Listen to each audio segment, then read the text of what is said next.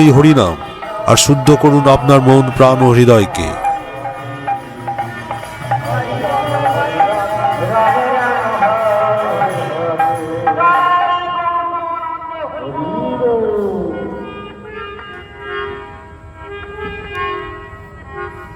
Hare Krishna Hare Krishna Krishna Krishna Hare Hare Hare